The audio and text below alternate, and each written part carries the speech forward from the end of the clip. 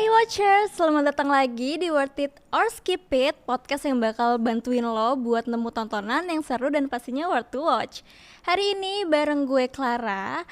Beda dari episode yang kemarin nih Watchers. Kalau kemarin kita bahas perfilman lokal, animasi dan horor komedi. Kita sempat bahas animasi Jumbo dan Juki, terus Kang Mak sama agak lain. Kali ini kita karena episode spesial nih, kita bakal bahas, gue bakal ngupas gimana sih aslinya pembuatan film di balik layar nih. Yang pastinya bakal ada special guest yang bakal ngasih insight banget nih. Dan hari ini gue mau ajak Watchers buat ngupas gimana sih aslinya di balik pembuatan film bareng Assistant Director S. Jenderal di sebuah pembuatan film nih. Jadi kita bakal bahas semuanya di sini bareng orang di balik layar. Di sini gue udah ada sama Bang Raga. Hai Bang Raga. Halo. Nah, di sini udah ada Assistant Director Bang Raga. Boleh dong Bang Raga say hi ke Watchers, terus kenalin diri Bang Raga ke Watchers. Halo Watchers ya. Halo Watchers yang bukan Witchers. Nama saya Raga Akbar. Saya dari kelas 4 SD, SDN bukan. Oh, salah dong Bang. Saya Raga Akbar. Kebetulan dalam produksi film as a director, assistant director. Alhamdulillah lulusan IKJ, FFP IKJ, ikut kakak jualan. Bener tuh Bang. Bukan kayaknya. Institut Kedokteran Jiwa, bukan juga. Salah juga Bang. Institut Kesenian Jakarta, film dan televisi, gitu. Oke. Abang kan berarti emang kuliahnya di spesial di penyutradaraan gitu ya Bang ya? Sinematografi, film dan televisi, nanti ada majornya baru penyutradaraan tuh kita harus ngambil major lagi gitu. Oke. Abang nih udah berapa lama sih berkecimpung di dunia perfilman ini? Dari kelas 4 SD kayak udah. Oh bener tuh Bang. Mulai dari SMA sebenarnya karena SMK juga broadcast udah mulai ikut kerja. Jadi kayak ya nggak apa-apa lah dibayar berapa gitu, yang penting cari pengalaman dulu. Terus lanjut kuliah ternyata sama bidangnya lebih spesifik lagi di film. Sambil kuliah juga sambil kerja, nyari relasi dan lain-lain biar ketika nanti keluar udah siap kerja aja gitu. Oke. Gitu. Berarti emang di dunia film nih abang nggak cuma pas dari kuliah aja atau pas kerja ini ya, emang udah dari lama gitu ya? 15 tahun something kayaknya. Di industri audiovisual ya, film, iklan, video klip gitu.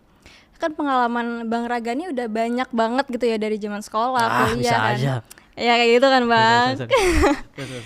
Nah nih dari sekian banyaknya pengalaman Bang Raga nih, kira-kira ada gak sih momen yang benar-benar nyantol banget nih pas lagi syuting film nih, kayak wah ini benar-benar keren banget nih gitu, nyantol banget produksinya gitu. Nah, kalau di setiap produksi apapun ya, maksudnya khususnya film, apalagi setiap judul itu pasti punya pengalaman yang berkesan masing-masing. Entah itu misalnya dari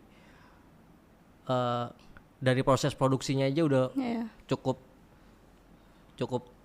punya pengalaman gitu kan, karena lama 6 bulan, let's say 6 bulan lah minimal, itu udah pengalaman yang lama juga kan. Sampai dari genrenya misalnya katakanlah syuting film horor gitu kan, itu ada aja tuh kayak yang benar-benar gangguan supranatural dari setan-setan yang pengen masuk cuman belum di make up tuh ada aja tuh. Kayak misalnya ada ada salah satu produksi itu kita lagi syuting di gua Jepang, gua Belanda. Di mana tuh Udah Bang? ada yang pernah belum? Di mana tuh Bang? Belum pernah. Di Bandung. Oh. Udah ada yang Bandung, tau gak? Itu Indonesia juga loh gitu. Itu lumayan cukup angker karena kan kita syuting di situ. Bener-bener kayak misalnya yang pertama misalnya kita mau masuk ke gua Belandanya gitu, kita jawab salam gitu, assalamualaikum, terus ada yang jawab kencang banget, waalaikumsalam. Ini beneran kayak di situ tuh ada. Di mana? Misalnya kayak Jadi itu horor kekuatan ya? storytelling tuh, makanya bisa kalian mengimajinasikan gitu. Itu pengalaman-pengalaman yang nggak bisa dilupain sih, karena kebetulan salah satu yang kurang percaya gitu-gituan sampai akhirnya ada suara-suara kayak gitu aneh aja gitu. Oh ada ya gitu, tapi nggak ditakutin juga gitu, karena kita yang punya duit dia nggak gitu. Nah, kalau syuting itu kan berarti horor ya, pengalaman yang benar-benar nyantol gitu. Kalau syuting horor gitu ada ini nggak sih Bang? Kalau kita kan kayak percaya sama orang yang bisa gitu ngerti mistis-mistis kayak kuncian-kunciannya lah gitu. Oh, oke. Di film horor itu sendiri kebetulan judulnya itu, kalau pernah nonton atau pernah tahu, judulnya itu Jangan Dengerin Sendiri. Itu diambil dari program radio Os Radio. Setiap malam Jumat tuh salah satu narasumber di Os Radio itu namanya Naomi, itu dia indigo. Diangkatlah jadi sebuah film, jadi pemeran utama pula si indigo ini kan. Layar lebar tuh Bang. Layar lebar gitu. Sampai akhirnya syuting lah di Go Jepang Go Belanda itu, khususnya di Go Jepang Go Belanda itu kita hire kuncen tuh, emang kuncennya ada 12 orang. Belum sama cadangan-cadangan itu.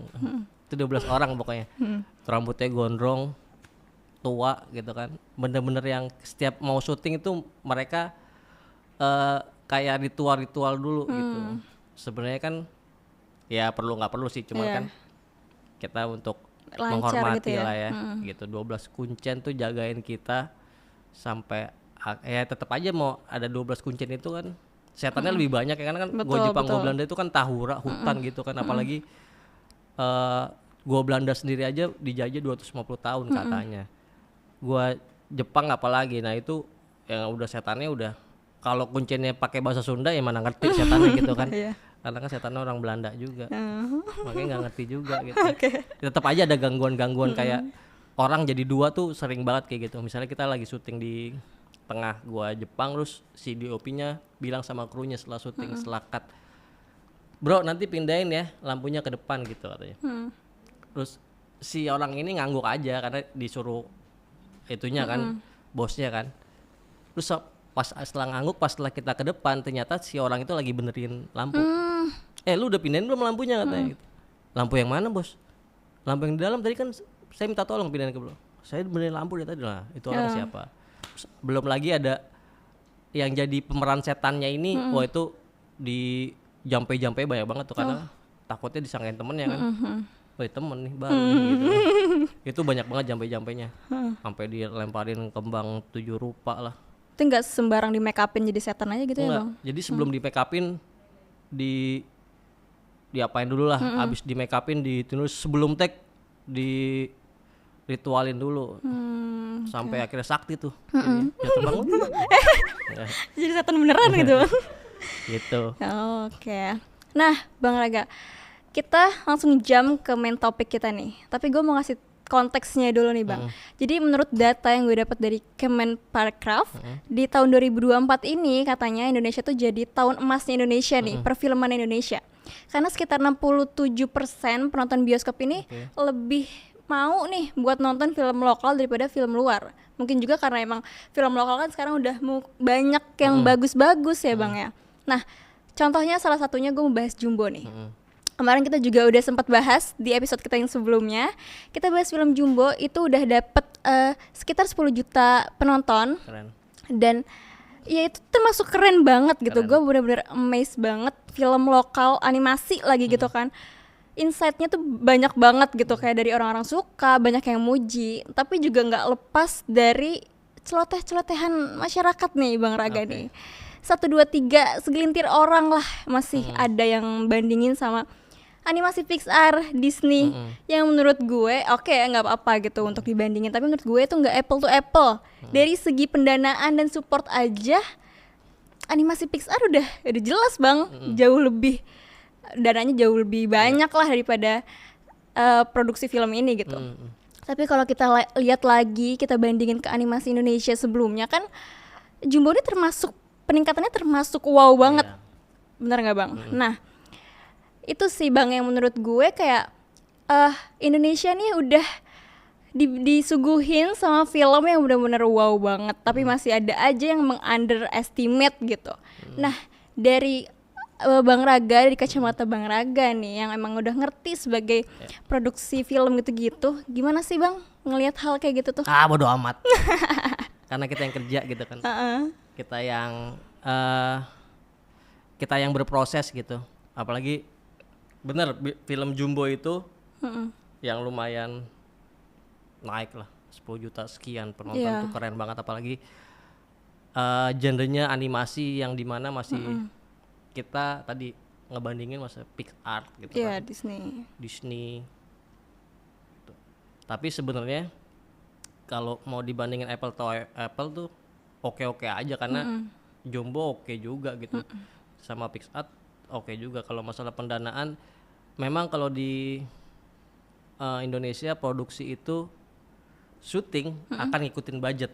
Betul. Kalau di luar budget ngikutin syuting, Oh gitu.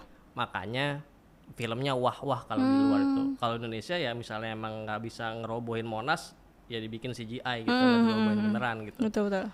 Sama kayak adegan-adegan susah, pasti mereka akan minimalisir itu tuh, ngakalin lah jatuhnya.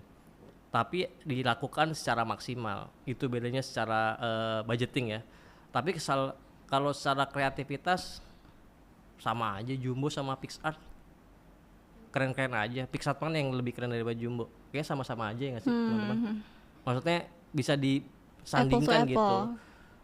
Ya kan sekarang karena eranya new media ini jempol lebih serem daripada bacot kan. Benar. Jadi ya kalau misalnya ditemuin pun ya nggak bakal berani ngomong juga. Dan belum tentu dia bisa bikin. Betul. Jadi kalau belum bisa berproses, jangan protes Betul. gitu. Karena kalian nggak tahu kan di balik itu, Jumbo itu kalau nggak salah sekitar 5 tahun produksinya. Ini Jumbo.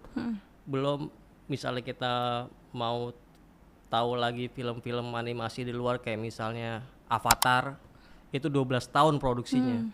Terus Dinosaurus itu 5 tahun buat jadiin dinosaurus bergerak. Itu kan semua berproses dan penonton itu nggak mau tahu tentang proses itu.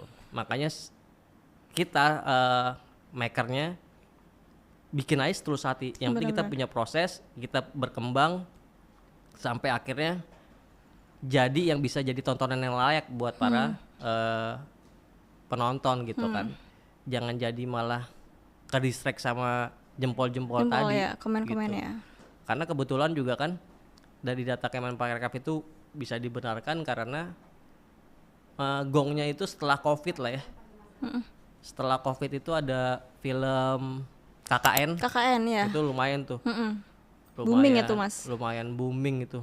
Maksudnya dari segi penonton ya, karena dari kejenuhan selama kita di rumah terus gitu kan, nonton sinetron terus tidur bego, nonton lagi tidur lagi mati. Iya, mereka Repeat aja gitu ya repeat tiap harinya. gitu aja kan sampai akhirnya mereka boleh keluar nonton KKN, boom Ya. horor lagi kan. Kesenangan Indonesia apa sih? Horor. Horor, drama sama kesedihan. Selebihnya action beberapa lah kalau filmnya wah gitu kan. Yang paling itu tuh karena tiga genre tadi tuh yang bisa dinikmati sama Indonesia gitu. Sorry Bang, tadi gue agak sedikit penasaran nih. Kan Bang Raga bilang kalau di luar budget yang ngikutin produksi film. Itu kenapa Bang? Kok bisa se-fleksibel itu? Sebenarnya fleksibelnya gini. Karena kalau di Indonesia itu misalnya kita mengajukan skenario kepada para investor kan. Nih udah skenario ini nih. Nanti si investor itu tuh yang berebutan tuh, atau ada beberapa yang kena. Ini gue danain, mereka pasti kan proposalnya itu akan nyebutin RAB-nya kan, angkanya. Misalnya katakanlah 10M. Nah, si investornya, gue cuma ada 8M nih, bisa nggak? Orang Indonesia kan bilang bisa, gitu.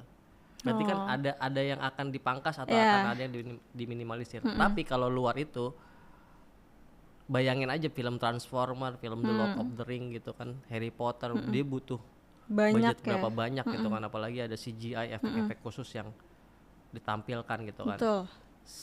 Selama visi dan misinya itu sesuai sama si investornya ini, itu akan digelontorkan uang. Makanya selalu box office. Itu nggak mungkin nggak balik modal. Itu surplus, plus. Makanya Harry Potter sampai gede, ntar anaknya main lagi nih. Turun temurun Sampai ada Jelly Potter, bayangin. Beda genre kayak Bang. Gitu.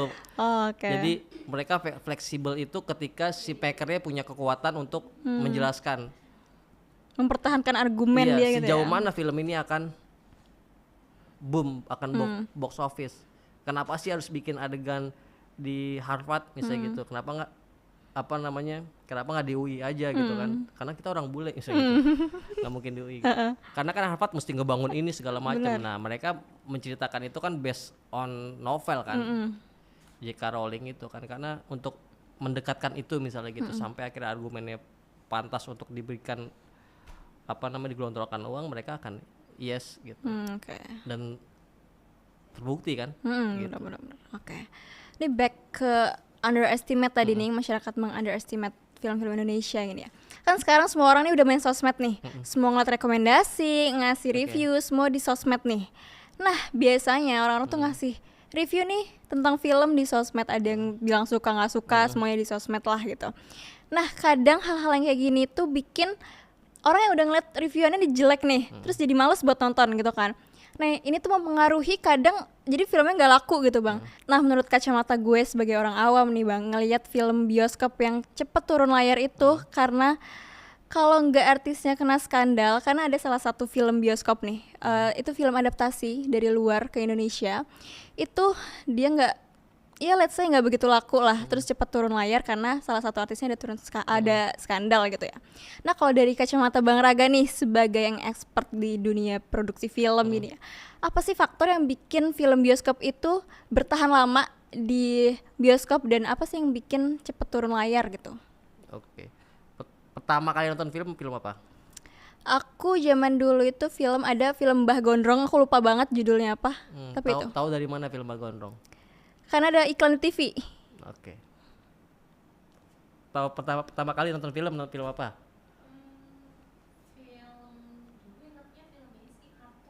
Tahu dari mana? Dari kakak. Kalau sekarang kan enggak ya. Kita tahu film kan dari sosmed semuanya. Betul. Kan? Beda ketika dulu nonton film itu, nggak dulu banget sih. Pokoknya kalau dulu belum ada bioskop ya. Kita itu taunya dari film, dari TV karena kita nonton TV. Karena semua iklan itu masuknya ke TV. Kita fokus semua ke TV.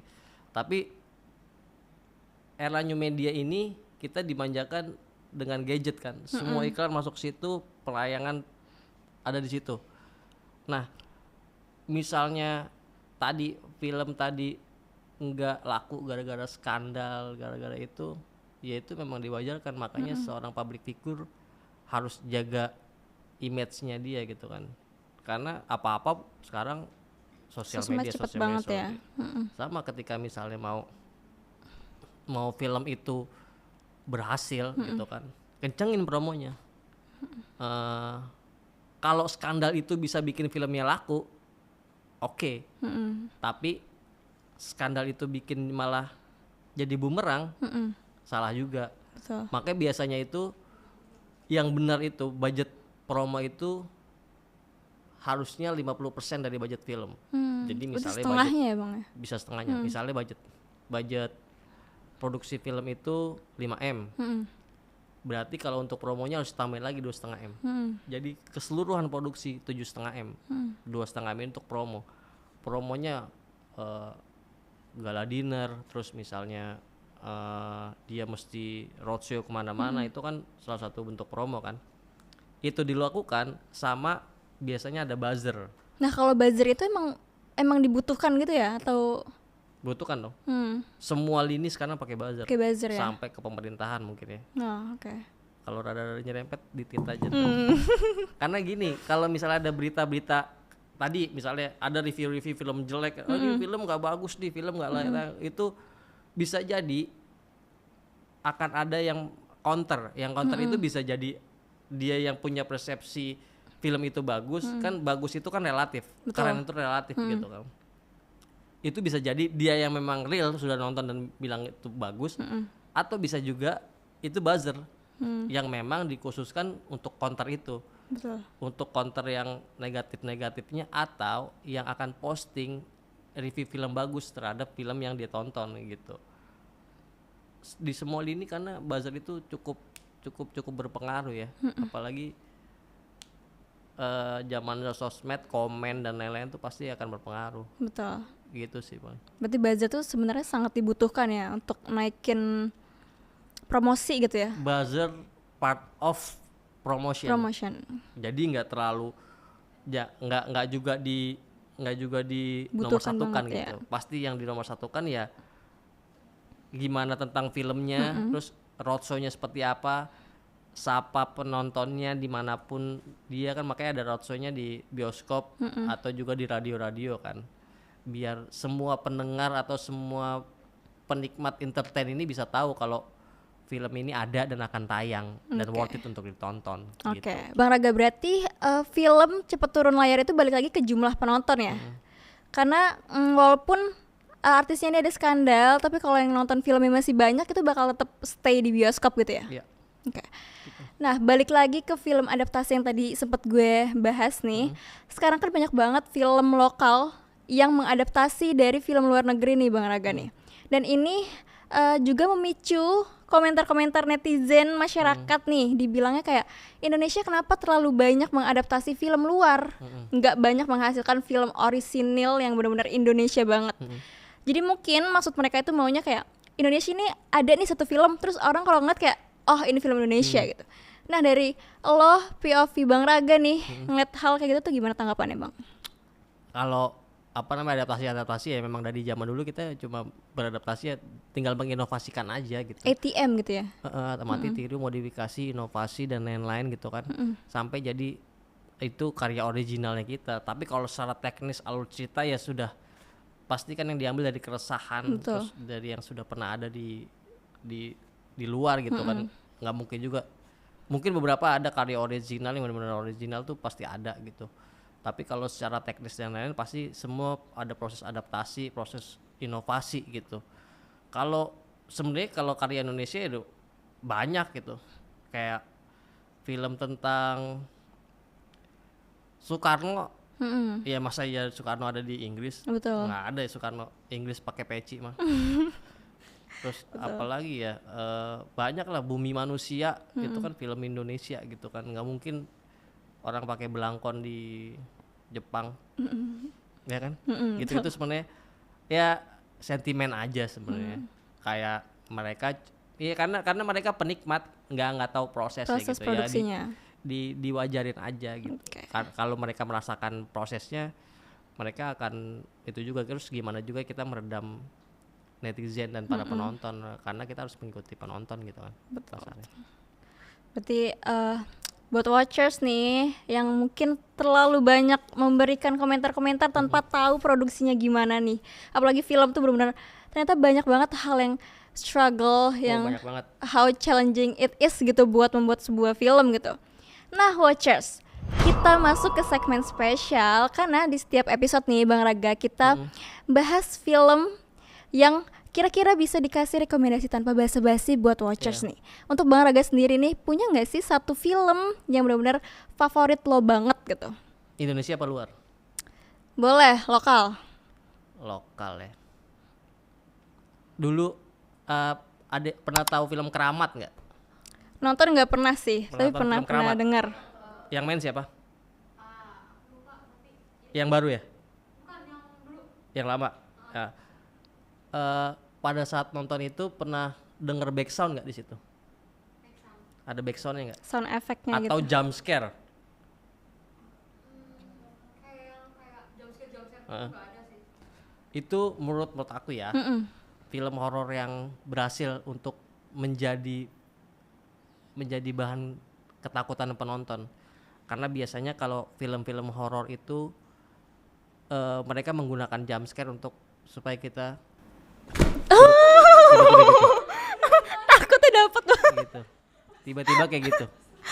Atau misalnya dia geser kamera terus tiba-tiba boom jump gitu scare, kan. Kan pasti kan ditambahin sama sound kan? Sorry. Pasti kan ditambahin dengan sound kan? Karena sebenarnya sound itu hanya sebagai sarana penunjang terhadap film. Tanpa sound sebenarnya ada beberapa film yang berhasil ketika tanpa sound. Sound itu maksudnya back sound, terus theme song, terus sound effect gitu-gitu. Ada juga film yang harus ditunjang, harus dibantu sama sound. Ketika kalian nonton Korea, cuma dia nangis gitu doang atau ada cerita sedih tanpa ada lagunya kadang nggak dapet Nggak tuh. dapet. Tapi ketika ditambah lagunya Cepawa Push ya Meteor Garden lawan nomor Render itu jadi akan lebih sedih gitu. Di film Keramat ini jadi setiap adegan dan lain-lain itu seingat saya tuh nggak ada backsoundnya. Jadi bener-bener kalau suara orang kesurupan ya sambil nyinden itu akan lebih dapat feel-nya di satu ruangan orang kesurupan ada denger sinden gitu kan. Itu lebih bisa bikin penonton ketakutan gitu gitu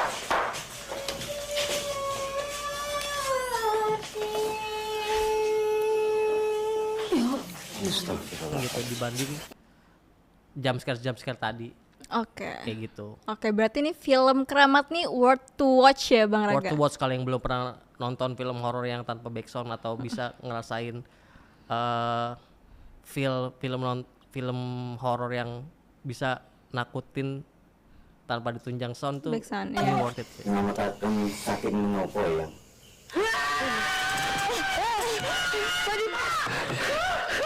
Manusia wis jahat, alam sing arep balas.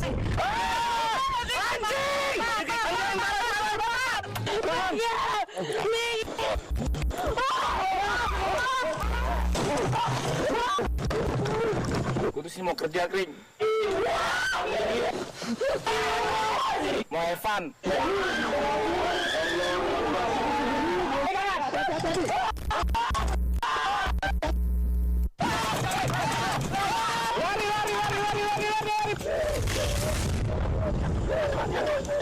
Nami kulo Nyi Pramodawardhani.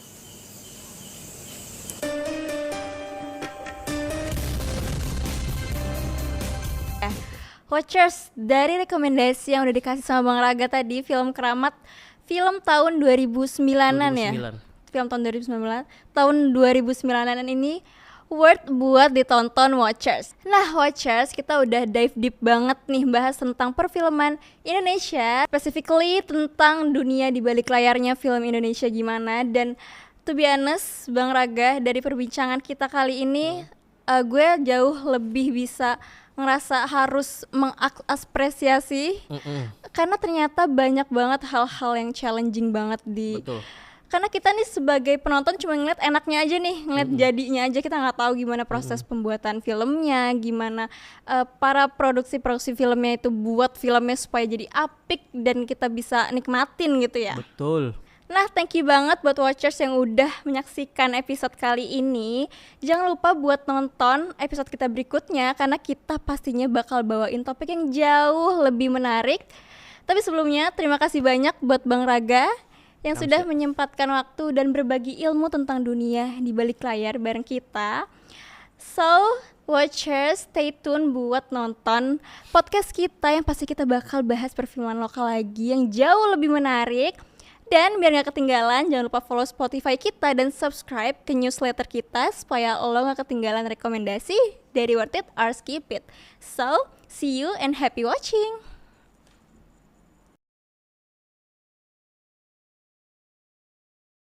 Shoot di situ tuh, sebelah situ. Aku nyobain. Kita ini di sini ya. Kita ada di dalam banget. Lawan.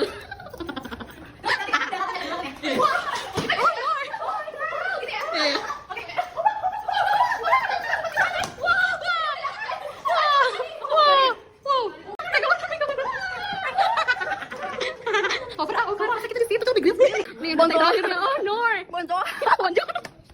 Nih, apa tag terakhir nih, gimana pesan-pesan lu sama kelompok 2 lah, happy gak sih selama di kelompok 2? Happy banget. Happy banget, terus Habis itu video kali ini sangat-sangat amat istimewa. kenapa gitu? Karena punya udah coba alamak. Udah coba jalan guys. Ini aku nggak tahu guys, video yang oke banget ini adalah ini yang lagi pakai baju oranye dan lagi Shopee pakai cek. Shopee cek. Tadi bayar langsung. Pakai baju Shopee. Kesan-pesan lu gimana sih? Kok jadi prabu? Oh Nor. Sorry. Kesan-pesan lu nih, ayo storage gua kan penuh gua. pesan saya. Kesan-pesan lu, Selamat amat seru. Oke, jadi teman-teman kesan gue selama di sini di kelompok. oh yeah. Di kelompok 2 itu kelompoknya seru banget guys. Gak ada tandingannya. Mau tahu bersinar sebagai cahaya. Selalu beriku kesempatan. Wow, ini keren. Wow. Ayo, mana?